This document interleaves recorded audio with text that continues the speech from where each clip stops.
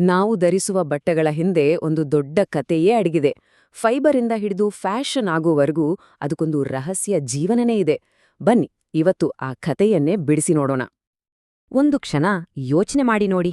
ನಾವು ಹಾಕೋ ಬಟ್ಟೆಗಳಿಗೆ ಮಾತು ಬಂದಿದ್ರೆ ಅವು ಏನ್ ಕತೆ ಹೇಳ್ತಿದ್ವು, ಎಲ್ಲಿಂದ ಬಂದ್ವು, ಹೇಗೆ ತಯಾರಾದ್ವು ಅಂತ ಏನೆಲ್ಲ ಹೇಳ್ಬೋದು ಅಲ್ವಾ?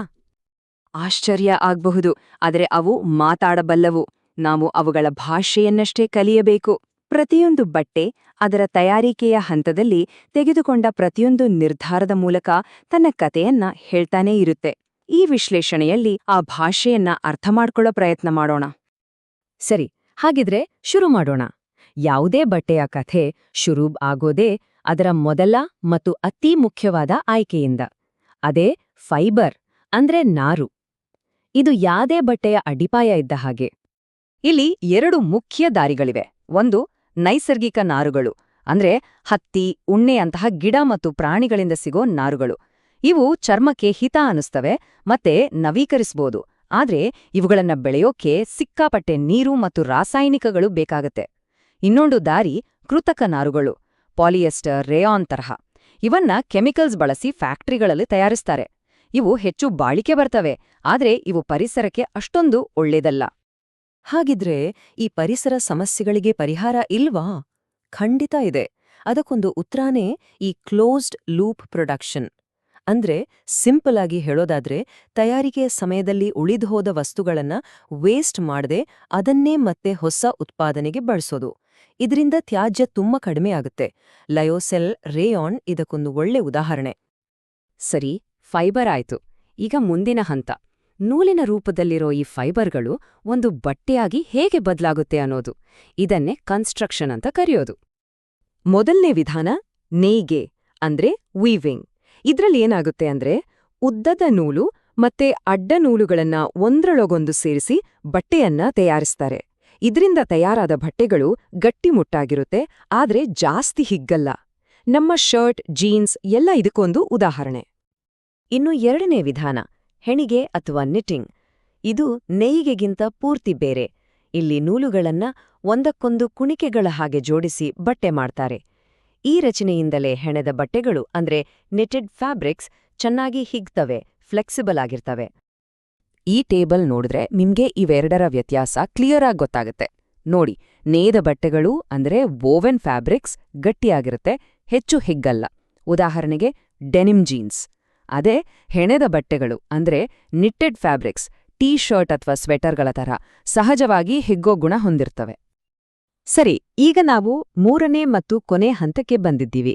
ಅದೇ ಬಣ್ಣ ಮತ್ತು ಫಿನಿಶಿಂಗ್. ಒಂದು ಬಟ್ಟೆ ಎಷ್ಟು ಸುಂದರವಾಗಿ ಕಾಣಬೇಕು ಅನ್ನೋದು ಇಲ್ಲೇ ಡಿಸೈಡ್ ಆಗೋದು. ಆದ್ರೆ ಇಲ್ಲೊಂದು ಸಮಸ್ಯೆ ಇದೆ. ಪರಿಸರದ ಮೇಲೆ ಅತಿ ಹೆಚ್ಚು ಪರಿಣಾಮ ಬೀರೋದು ಕೂಡ ಇದೇ ಹಂತದಲ್ಲಿ. ಈ ಒಂದು ವಾಕ್ಯವನ್ನ ಕೇಳಿ, ಬಣ್ಣ ಸೇರ್ಸೋದು ಮಾಡಿದ ಎಲ್ಲಾ ಒಳ್ಳೆ ಕೆಲ್ಸಗಳನ್ನ ಹಾಳ್ಮಾಡಬಹುದು. ಅಂದ್ರೆ ನಾವು ಎಷ್ಟೇ ಪರಿಸರ ಸ್ನೇಹಿ ಫೈಬರ್ ಬಳಸಿದ್ರೂ ಈ ಬಣ್ಣ ಹಾಕೋ ಪ್ರಾಸೆಸ್ ಇದೆಯಲ್ಲ, ಅದು ಆ ಎಲ್ಲಾ ಒಳ್ಳೆ ಪ್ರಯತ್ನಗಳನ್ನ ವ್ಯರ್ಥ ಮಾಡ್ಬಿಡಬಹುದು. ಇಂಟ್ರೆಸ್ಟಿಂಗ್ ವಿಷಯ ಅಂದ್ರೆ, ಅದು ನ್ಯಾಚುರಲ್ ಡೈ ಇರ್ಲಿ ಅಥವಾ ಸಿಂಥೆಟಿಕ್ ಡೈ ಇರ್ಲಿ, ಎರಡಕ್ಕೂ ಒಂದು ಕಾಮನ್ ಸಮಸ್ಯೆ ಇದೆ. ಬಣ್ಣ ಬಟ್ಟೆಗೆ ಸರಿಯಾಗಿ ಹಿಡಿದುಕೊಳ್ಳೋಕೆ ಹೆವಿ ಮೆಟಲ್ಸ್ ತರಹದ ಕೆಮಿಕಲ್ಸ್ ಬೇಕೇ ಬೇಕು. ಅಷ್ಟೇ ಅಲ್ಲ, ಎರಡೂ ಪ್ರಕ್ರಿಯೆಗಳಿಂದಲೂ ದೊಡ್ಡ ಪ್ರಮಾಣದಲ್ಲಿ ಕಲುಷಿತ ನೀರು ಹೊರಬರುತ್ತೆ. ಇದು ನಿಜಕ್ಕೂ ಒಂದು ದೊಡ್ಡ ಸವಾಲು. ಬಣ್ಣ ಹಾಕಿದ್ಮೇಲೆ ಬಟ್ಟೆಗಳಿಗೆ ಫೈನಲ್ ಟಚ್ ಕೊಡ್ತಾರೆ. ಇದರಲ್ಲಿ ಎರಡು ರೀತಿ ಇದೆ. ಒಂದು, ಬಟ್ಟೆಯ ಲುಕ್ ಮತ್ತು ಫೀಲ್ ಬದಲಾಯಿಸೋಕೆ. ಉದಾಹರಣೆಗೆ, ಬಟ್ಟೆಯನ್ನ ಬ್ರಷ್ ಮಾಡಿ ಮೃದುವಾದ ಫ್ಲಾನೆಲ್ ಮಾಡೋದು. ಇನ್ನೊಂದು, ಅದಕ್ಕೆ ಸ್ಪೆಷಲ್ ಕ್ವಾಲಿಟೀಸ್ ಕೊಡೋಕೆ. ಅಂದ್ರೆ ಸುಕ್ಕುಗಟ್ಟದ ಹಾಗೆ ಮಾಡೋದು ಅಥವಾ ನೀರು ಹಿಡಿದ ಹಾಗೆ ಮಾಡೋದು.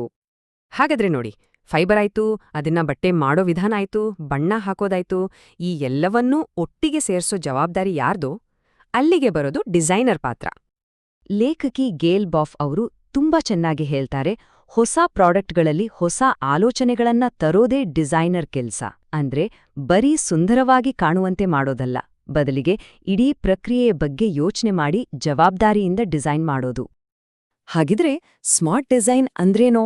ಇಲ್ಲಿದೆ ನೋಡಿ 4 ಮುಖ್ಯ ಪಾಯಿಂಟ್ಸ್. ಮೊದಲನೇದಾಗಿ, ಹೊಲಿಗೆ ಕೆಲ್ಸವನ್ನ ಸರಿಯಾಗಿ ಬಳಸ್ಕೊಳ್ಳೋದು. ಎರಡನೇದು, ಪರಿಸರಕ್ಕೆ ಹಾನಿ ಮಾಡದ ಮತ್ತೆ ಮರುಬಳಕೆ ಮಾಡಬಹುದಾದ ಮೆಟೀರಿಯಲ್ಸ್ ಆರಿಸೋದು.